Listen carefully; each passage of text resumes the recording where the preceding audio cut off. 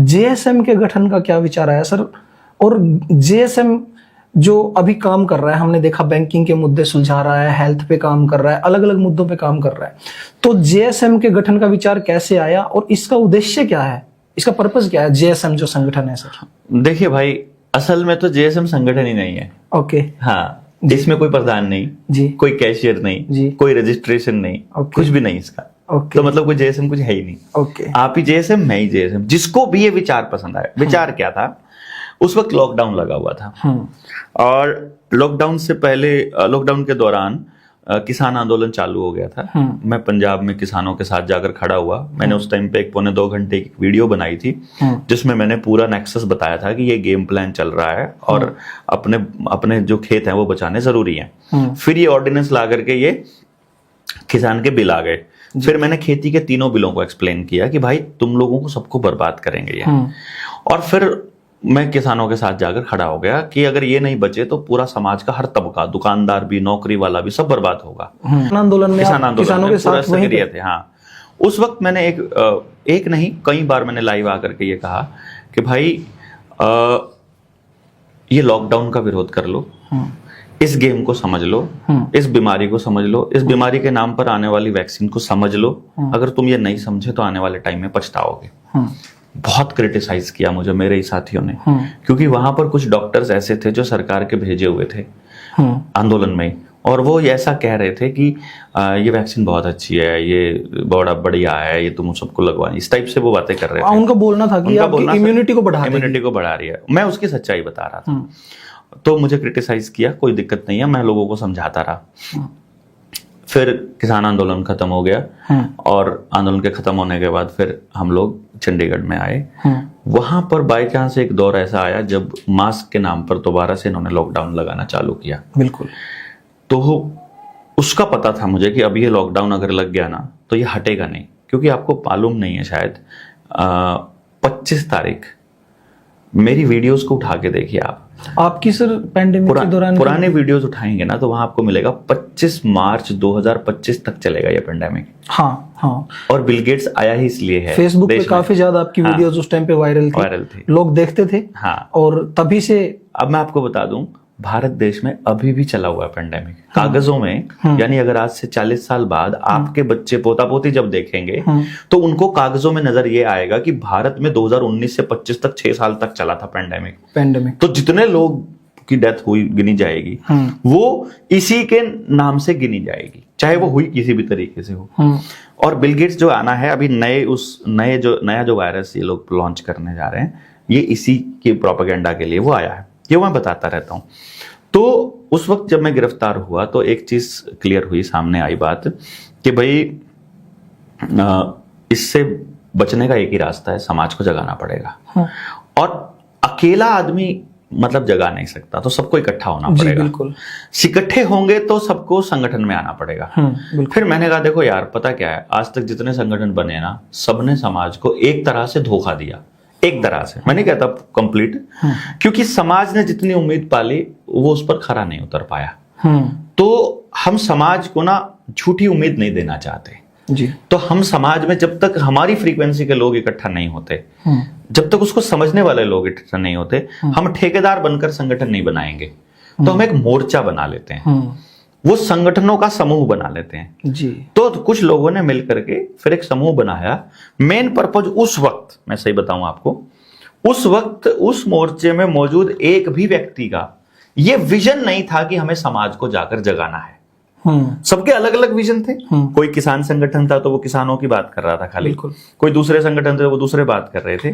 तो मेरा सिर्फ एक ही मकसद था कि भाई उस वक्त जो भी बात वहां हो रही है, मैं सिर्फ ये मैसेज दे दूं समाज को कि भाई मैं ये बात कर रहा हूं, आप खिंचाने की बात कर रहे हो, आप हेल्थ की बात कर रहे हो, आप इनकी बात कर रहे हो, और सब अपने अपनी फ्रीक्वेंसी के लोगों को इकट्ठा करके और समाज की इस लड़ाई को कंप्लीट करो बेसिकली। इसलिए फिर ये मोर्चा बनाया और हमने कहा आप अपने ही संगठन का प्रचार करेंगे, मैं मोर्चे का प्रचार करूंगा, अपने संगठन का मैं करूं ना करूं क्या फर्क पड़ता है। जैसे मेरा संगठन था NIDER, national integration for democratic education and research. मेरा अपनी कंपनी भी थी, मेरा अपना मैनेजमेंट का भी था काम, और एक्सपेंडिंग होराइजन्स का जो मैं शिक्षा क्रांति पे जो मैं काम कर रहा था, मैंने कहा उसको मैं छोड़ दूंगा, हम इस पे काम करेंगे और लोगों को बताएंगे कि असल में खेल आपके साथ क्या चल रहा है और दुनिया की कोई ताकत आपको बचा नहीं सकती। अगर आपको बचना है तो आप एक ही रास्ता है कि आप समझ पैदा कर लो, ये आप हेल्दी कैसे रह सकते हो, आपकी शिक्षा कैसी होनी चाहिए, आपका न्याय प्रणाली कैसी होनी चाहिए, आपका गांव का स्ट्रक्चर कैसा होना चाहिए, पहले एक बार समझो सही, उसको समझ लो कि आज जो हो रहा है वही चाहिए कि आपको, और फिर ये जागरण के पर्पज से कि हम एक टॉर्च बेरर की तरह काम करेंगे और समाज को जगाएंगे। और जैसे ही समाज ये मानने लग जाएगा कि बातें तो ठीक कह रहे हो और ये चीजें गलत हैं और ये बदलना चाहिए, तो कैसे बदलें, फिर हम उनको ट्रेंड करेंगे कि ये बदलना ऐसे है।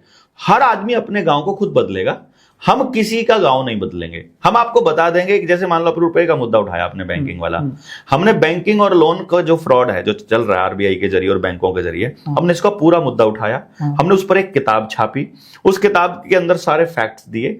वो सारा कुछ देने के बाद हमने कहा अब आपका ठेकेदारी हम नहीं लेंगे, आपको दस्तावेज उपलब्ध कराएंगे, आपको अपनी टीम तैयार करनी पड़ेगी, अपनी फाइट आपको खुद लड़नी पड़ेगी, हमारी जहां जरूरत पड़े हमें बताना, तो जो जिसका मन करेगा वो आपकी मदद करेगा। तो इस तरह से बिना किसी चीज की मतलब लायबिलिटी को लिए हुए हम समाज के एसेट के तौर पे काम करेंगे बेसिकली, और इसमें समाज जो मदद करना चाहेगा मदद कर देगा, नहीं मदद कर पाएगा तो नहीं, सही कोई बात नहीं। और मैं अपने दर्शकों को बता दूं कि डॉक्टर साहब का निडर के नाम से NIDAR निडर के नाम से यूट्यूब चैनल है, निडर इंडिया के नाम से यूट्यूब चैनल है, और साथ में फेसबुक पे भी आप डॉक्टर देवेंद्र बल्हारा के पेज के नाम से जो है उसको चेक कीजिएगा, वो ऑफिशियल हो, आप फॉलो कर सकते हैं। वहां पे आपसे जुड़ी हुई चाहे आपकी बैंकिंग की समस्या है या आपके बच्चे हैं छोटे, आप उनको सही तरीके से गाइड नहीं कर पा रहे हैं, अलग अलग मुद्दों की बहुत सारी वीडियोस मिल जाएंगी जो आपको, अगर कहीं आप कंसल्टेशन के लिए जाओगे तो बहुत ज्यादा पैसा आपको खर्च करना पड़ेगा, वो आपको ऐसे ही वहां पे मिल जाएंगी।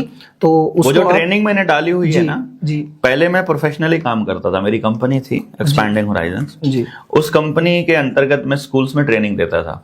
वो मैंने ट्रेनिंग जो है वो वहीं उसी की मतलब रिकॉर्डिंग की हुई है।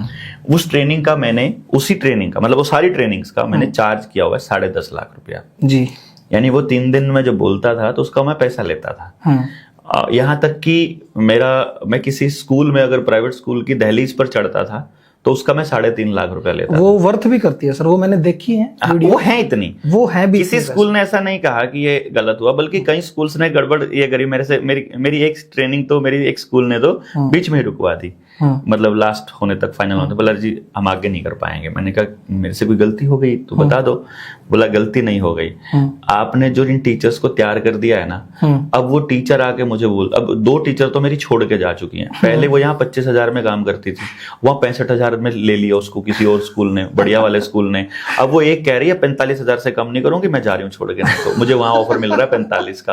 वो बोलते यार हम तो इतने सैलरी हम अफोर्ड ही नहीं कर पा रहे, तुम ऐसे इतने बढ़िया टीचर तैयार कर दोगे तो हमारे बस की बात नहीं ऐसे टीचर्स को संभालना। मतलब उनको टीचर भी बेवकूफ चाहिए, ऐसा कमाल की बात ये है। ये हमारी मतलब ये हमारा ड्रॉबैक मैंने देखा कि यार ये क्या सोच रहे हो, पैसों में टीचर देख रहे हो यार। मैं ये कह रहा हूं अगर ऐसा टीचर मुझे मिल जाए मैं तो मुंह मांगे कीमत देने को तैयार हूं यार अपने बच्चों की, और पेरेंट भी मुंह मांगे फीस देने को तैयार हो जाएंगे। जो ऑर्गेनाइजेशंस दे रही हैं सर इतना पैसा उनको, और इस तरीके के टीचर वो रख रहे हैं, उनके रिजल्ट्स भी अलग है, बिल्कुल वो अच्छे स्टूडेंट तैयार। सर इस बीच ना जो हमारा JSM है, अभी हमने देखा जो आपने JSM संगठन ने प्रतिमा स्थापित की है शहीद भगत सिंह राजगुरु सुखदेव की समालखा में सर शहीद दिवस पर, वहां पे थोड़ा सा विरोध भी देखने को मिला प्रशासन की तरफ से।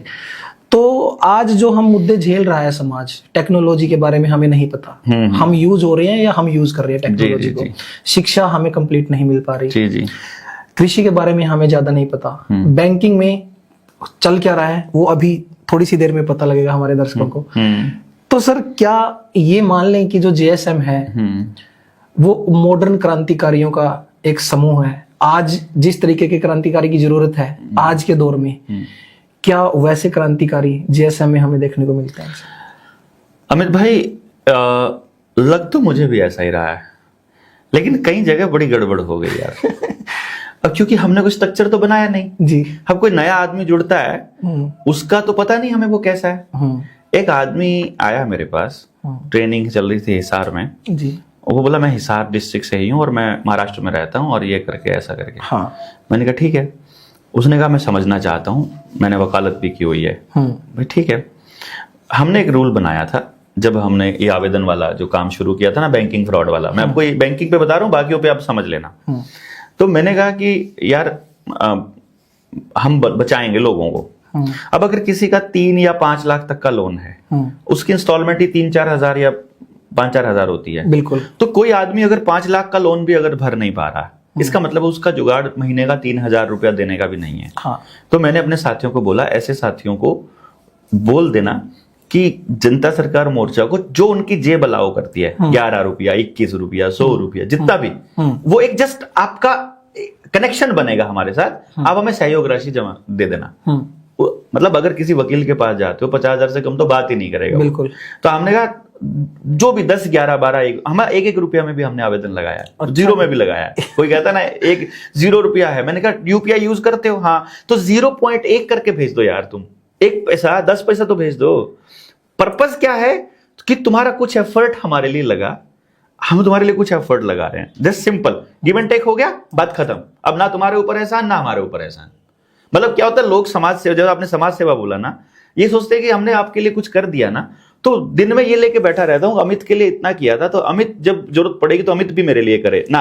हमने सभी साथियों को ये बोला हुआ है, जिसके लिए करना है करके छोड़ देना है, वापस उम्मीद में नहीं कुछ भी करना। जेएसएम का मैंने भी कई जगह देखा है वीडियोस में, और मैं कई जगह जैसे आपके कार्यक्रम वहां पे जाते हैं, तो ऐसा कुछ मुझे लगा नहीं। मैं वही बता रहा हूं। अगर कोई साथी नहीं, अभी आगे बता रहा हूं मैं आपको, अभी इस बात को सुनिएगा। मतलब कमाल की बात क्या हुई कि फिर हमने कहा अगर मान लो किसी का लोन है बड़ा, करोड़ों में है या लाखों में है, 20 लाख 50 लाख ऐसे करके लोन है, तो उसको काफी राहत मिलने वाली है, मींस मंथली इंस्टॉलमेंट की 20-25 हजार महीने की इंस्टॉलमेंट है। तो एक काम करो, 2-4 हजार हमको सहायता राशि के रूप में दे दो। बाकी का तुम एक काम करना, अगर तुम्हारे को ये आवेदन काम कर गया तो अपने 10% अपनी इनकम का, यानी उस लोन की अमाउंट का, ठीक है, अपनी जेब में रख लेना, बचत के रूप में घर में रख लेना। और जब भी मोर्चे का कोई कार्यक्रम हो उसमें जितना सहयोग कर पाओ कर देना। हाँ, ठीक है, ये हमने उसका एक नियम रखा। अगर आप मजे लेने के लिए कर रहे हो, यानी जैसे मान लो आपको 2 करोड़ का लोन था और आपने देखा कि ये तो बच सकता है इस आवेदन से, जब उनका घर बच गया, जब उनका ये बच गया, तो मेरे पैसे भी बच जाएंगे। आप अपने 2 करोड़ बचाने के लिए कर रहे हो, फिर आपको ये पैसा समाज के ऊपर लगाना पड़ेगा। ये हम कंडीशंस रखते हैं। अब यही कंडीशन को सुनकर के वहां पे वो साहब आ गए जिसकी मैं बात कर रहा हूं।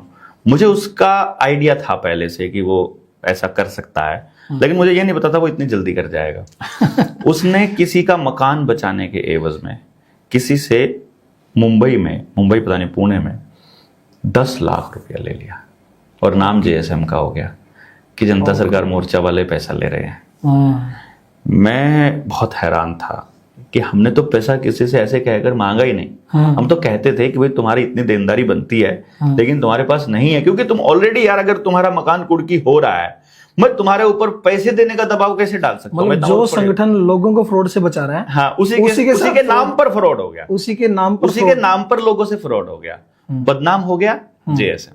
तो जैसे आपने बोला ना कि क्रांतिकारियों का समूह है, मुझे तो ये भी नहीं पता किन किन का समूह है। भाई मुझे थोड़ी पता है कि मेरे साथ जुड़ने वाला आदमी या जनता सरकार मोर्चा के साथ जुड़ने वाला आदमी कैसा है, उसको बरतने के बाद पता चलेगा। इसलिए मैं कहता हूं आप मेरा इस्तेमाल कीजिए दब के, मैं आपका इस्तेमाल करूंगा, और इस दौरान बीच में हमें पता चलेगा हम कैसे हैं। बड़ी बोल्ड स्टेटमेंट है सर ये। नहीं, मैं तो सरदार गुरनाम सिंह चढ़ूनी जी के पास आया जी। मैं अपने संगठन से, मैंने कहा जी आप भी यही लड़ाई लड़ रहे हो, हम भी यही लड़ाई लड़ रहे हैं, आप किसानों को हमारे वाले मुद्दे समझाइए, हम आपके वाले किसान को, मतलब आपके वाले मुद्दे समझाएंगे हमारे वाले लोगों को। तो हम ऐसा करके समाज को जगाना तो पर्पस है हमारा। आप भी लड़ रहे हो, हम भी लड़ रहे हो, तो सारी बातें जब सारे मुद्दे समझ लिए, तो चढ़ोनी साहब ने मुझे बोला कि हमें एक ही चीज से डर लगता है। मैंने कहा जी बताइए, कि कहीं आप हमारा इस्तेमाल तो नहीं करोगे? तो मैंने कहा जी बिल्कुल करेंगे। हाँ जी, मैं किस लिए आया हूँ, मैं भी इस्तेमाल होऊंगा और आपका भी करूंगा जी, समाज के भले के लिए करूंगा। हाँ। जहां आपको ये लगता है मैं आपका गलत इस्तेमाल कर रहा हूं, हाँ, वहां आपको बोल्डली बोलना पड़ेगा हम यहाँ इस्तेमाल नहीं होंगे। सीधी सी बात है। अदरवाइज हम समाज में एक दूसरे के इस्तेमाल नहीं होंगे तो हमारा होने का पर्पस क्या है? This is not a statement कि आपको कुछ मिश्री में घोल करके अलग एंगल से बोला है, क्या मतलब है? असल में हम इस्तेमाल होने के लिए आए हैं ना।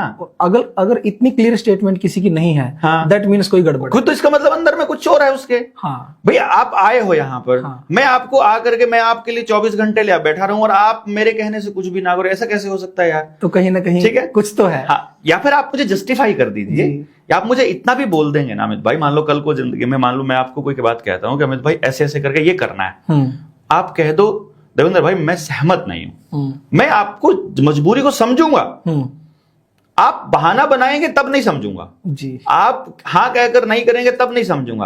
अगर आप ये कह देंगे कि आपकी इस लाइन से मैं सहमत नहीं हूं, फिर मैं समझूंगा कि यार मैं समझा नहीं पाया, मेरी गलती है। अदरवाइज हमारा पर्पस है जहां सही हो रहा है खड़े होना, वो कोई भी हो, कोई संगठन हो, कोई व्यक्ति हो, कोई फर्क नहीं पड़ता, जो सही है उसके साथ खड़े हो जाओ, जो गलत है कोई भी हो विरोध कर लो।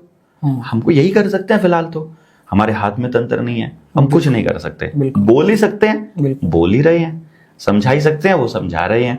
तो जो अगर आपने 23 मार्च वाला जो कार्यक्रम देखा हो समालखा में शहीद भगत सिंह वाला, या इससे पहले के कार्यक्रम, चाहे 19 नवंबर 2023 की रैली थी नस्ल बचाओ रैली, चाहे 24 में फिर हमारा 24 नवंबर को दिल्ली तालकटोरा स्टेडियम में पेरेंटिंग सेमिनार, या तमाम तरह के कार्यक्रम, या कोई भी लोकल ट्रेनिंग आप देखोगे। देखो मैं आपको एक कमाल की बात बताता हूँ, हम लगभग 50 ट्रेनिंग कर चुके हैं पूरे इंडिया में, इसमें 3 दिन भी रहते हैं, वो साथ ही हमारे 7 दिन भी रहते हैं, और अब तो ट्रेनिंग ये 10-12 दिन चल गई है। तो भाई जी मैंने जिंदगी में आज तक ऐसा कोई ट्रेनिंग नहीं देखा, ऐसा कोई संगठन नहीं देखा जहां पे कोई 3 दिन तक रहता है और कमरे पे ताला ना लगे और बैग को कोई पूछता ही ना हो, और मतलब और किसी का आज तक मोबाइल के चार्जर की लीड भी गुम ना हुई हो। अच्छा जी, मतलब चोरी छोड़ो, गुम भी नहीं हुई। दूसरी चीज बड़ी हमारी मोर्चे के अंदर क्या है, जितनी आज तक महिलाएं आई, हमारी माँ बहनें आई, मतलब मेरी खुद की पत्नी जब जाती है ऐसे मौकों पर, खूब हम शामिल थे, जैसे इसमें भी शामिल, परिवार समेत शामिल होते हैं। अब जब परिवार समेत हम लोग शामिल होते हैं ना, तो हमारे सबकी, क्योंकि औरतों के पास एक सिक्स सेंस होती है, उसे मालूम होता है किस किस टाइप के लोग आए हुए हैं जी। वो परिवार के लोग बताते हैं कि मतलब इतने अच्छे लोग हैं ना, हमें ये महसूस ही नहीं होता कि हम औरत हैं, मतलब हमें स्पेशल ध्यान रखना पड़ेगा कि सामने मर्द बैठे हैं जी, मतलब ऐसा लगता है भाई बैठा है, बेटा बैठा है, या ताऊ बैठा है, चाचा, कोई भी बैठा हो, कोई फिक्र ही, क्योंकि हमको मालूम है हम लोग प्रीजुडिस से बाहर हैं, अभी पूर्व धारणा से। अभी जो समालखा में हमने कार्यक्रम देखा, वहां पे भी हमारी जो माताएं बहनें थी, जो महिलाएं थी, एकदम फ्री थी, और उनका एटीट्यूड जो था गजब, वो बड़ा पॉजिटिव और बड़ा रिस्पॉन्सिव एटीट्यूड, बहुत ही गजब था। मतलब मैं ये कह रहा हूँ है ही नहीं है पूरे इंडिया में आज के टाइम पर ऐसा कोई संगठन नहीं है जहां इस तरह की सोच के लोग हों। तो जेएसएम से जो लोग जुड़ रहे हैं, वो अगर कोई कनेक्ट हो रहा है तो जेएसएम की विचारधारा को समझ के तब कनेक्ट हो रहा है। यस, हम मानते ही नहीं उसको जिसने 3 दिन की ट्रेनिंग नहीं करी हुई, हम उसको अपना मानते ही नहीं। हम ये मानते हैं अभी ये केवल विचार से सहमत है, ये अब जेएसएम का हिस्सा भी नहीं बना। उसने ट्रेनिंग कर ली 3 दिन वाली, फिर आएगा वो 7 दिन वाली में। फिर 3 दिन वाली में हम क्या बताएंगे कि तुम्हारे साथ पूरे समाज के साथ क्या षड्यंत्र हो रहा है, उसको एक पूरी तस्वीर दिखाएंगे हर चीज के साथ, जन्म से लेके मरण तक और सुबह से लेके रात तक, कि तुम जो करते हो वो तुम करते हो या तुमसे करवाया जा रहा है या तुम्हें मजबूर किया जा रहा है, और इसे कौन कर रहा है। ये तो होता है पहली वाली ट्रेनिंग में। जिसको ये समझ आ गया, पहली बात तो वहीं से भाग जाएगा, पहले वाली से डर लग गया। तो 3 दिन की ट्रेनिंग होती है, उसमें जो मैंने फील किया, जो मैंने देखा है, लोगों से सुना है, जो हमारी टीम ने जाना है, लोगों जेएसएम के लोगों से मिलके, उसमें ये बताते हैं कि 3 दिन में जो ट्रेनिंग में ट्रेनी आते हैं, जो सीखते हैं, कि डॉक्टर साहब उनका सारा डर निकाल देते हैं हर तरीके का। तो सर जो जेएसएम है उसकी सदस्यता प्राप्त करने के लिए क्या करें? दूसरी बात कि जेएसएम की ट्रेनिंग में मुख्यतः सिखाया क्या जाता है सर? पहला तो हमने यही कहा कि भाई सदस्यता के लिए हमारे पास कोई शुल्क नहीं, कोई पर्ची नहीं कटती जी, किसी के पास जाके आपको शामिल नहीं होना, कोई आपको शामिल नहीं कर सकता, कोई आपको निकाल नहीं सकता। मतलब आपके भी वही विचार हैं जो हमारे विचार हैं, तो आप जेएसएम हो जी, और आप अपनी संगठन के नाम से भी कुछ काम कर रहे हो, तो आप जेएसएम का ही काम कर रहे हो, या ये कह लीजिए जेएसएम आपका काम कर रहा है। मतलब तो इसकी सदस्यता सर अगर लें, कोई सदस्यता ही नहीं है इसकी, कोई सदस्यता नहीं है, कोई इसकी नंबर, सदस्यता का कोई रूल ना कुछ भी नहीं है, वेबसाइट? कुछ भी नहीं। हाँ नंबर है, मतलब 9518170000। आप स्क्रीन पे देख पा रहे होंगे हाँ डॉक्टर साहब ने जो नंबर बताया। 9518170000। इस नंबर पर आप मिस्ड कॉल करेंगे जी। या व्हाट्सएप पे मैसेज करेंगे जी। तो आपके पास एक रिप्लाई में मैसेज आएगा ऑटोमेटिक। जी उसमें आएगा कि आप यदि जेएसएम से जुड़ना चाहते तो ये वाला फॉर्म भर दो। जी उस लिंक पे जाके क्लिक कर दो, उसमें फॉर्म भर दो। फॉर्म में आपका नाम, ये सब एड्रेस वगैरह पूछ लेंगे कि कहाँ से है बंदा, जी। और आपको फिर उस जिले के आदमी से संपर्क दे दिया जाएगा कि आप उनसे संपर्क कर लो। अगली जो मीटिंग होगी आपको वहां से जानकारी मिल जाएगी। अगली जो ट्रेनिंग होती है आप ट्रेनिंग में आ जाओ। ट्रेनिंग का सिलेबस है शिक्षा, स्वास्थ्य, न्याय, राजनीति और खेती, जल, जंगल, जमीन, जानवर, जन, रोटी, बेटी, माटी। इनके साथ चल रहा धोखा क्या है, हम कौन हैं, हमारा जिंदगी का पर्पस क्या है, हम क्या करना चाहते हैं। यदि आप भी यही करना चाहते हो तो 7 दिन की ट्रेनिंग में आना, कि इस 3 दिन की ट्रेनिंग में जो आपको दिखाया गया कि सब चीजें खराब हैं, फिर 7 दिन की ट्रेनिंग में ये बताएंगे ये ठीक कैसे करनी है। फिर 7 दिन की ट्रेनिंग में हम ये बताते हैं। फिर इस दौरान तब तक आप पूरे संगठन का हिस्सा बन जाते हो, तो फिर वो संगठन क्या करता है, उन लोगों को फिर ये हेल्प करता है कि मान लीजिए आप कोई प्राकृतिक उत्पाद पर काम कर रहे हो, तो वो सारे आपके कस्टमर हो गए। जितने लोग जुड़े परिवार का हिस्सा हो गए तो आपको मजबूत करेंगे। या आप कुछ भी काम करते हो, मतलब मान लीजिए आप किसी भी तरह से आप परिवार का हिस्सा हो गए, तो वो सारे लोग वो आपका पार्ट हो गए। यदि आपके मन में बिल्कुल कोई डर नहीं है, शंका नहीं है, ईर्ष्या नहीं है, द्वेष नहीं है, नफरत नहीं है, किसी तरह का लालच नहीं है, और उन लोगों का इस्तेमाल करके भागने की नीयत नहीं है, एकदम साफ नीयत है, वो सारे आदमी आपको उठाने के लिए काम करेंगे। तो मतलब आप उनकी मदद कीजिए, वो आपकी मदद करेंगे। और इस दौरान जो बीच में अड़चने आएंगी समाज को जगाते समय, उन अड़चनों से मिलकर के हम पार पाएंगे। तो ये है 7 दिन की ट्रेनिंग। 7 दिन की ट्रेनिंग के बाद फिर एक ट्रेनिंग होती है कि आपको कुछ काम करना है स्पेशलिस्ट। जैसे मोर्चे में ही वो कहता है भाई मुझे तो मैनेजमेंट में करना है, मैं तो स्पीच देना अच्छा जानता हूं, मैं तो भाषण दूंगा। कोई कहता है मैं संगठन विस्तार पे काम करूंगा, कोई कहता है मुझे रिसर्च में जाना है। तो फिर उसकी ट्रेनिंग हम उसको देते हैं, स्पेशलाइज स्पेलिंग, कि तुम ये करके अब चालू हो जाओ अपना, और अपने लेवल पर। हमारा मकसद क्या है, संगठन में जुड़े प्रत्येक व्यक्ति को इस लेवल पर लेकर आना कि वो अपना एक संगठन मजबूती से चला सके। मतलब हमको क्या करना है, उसको तैयार करना है और निकाल देना है, मतलब तैयार करना है और निकाल देना, मतलब वो इस कदर कैपेबल बन जाएगा हाँ, कि वो खुद तो सेफ है ही, हाँ, फिर वो दूसरों को भी सेफ करने लग जाएगा। मतलब हमारे को कैपेसिटी बिल्डिंग पे काम करना हमारा काम है।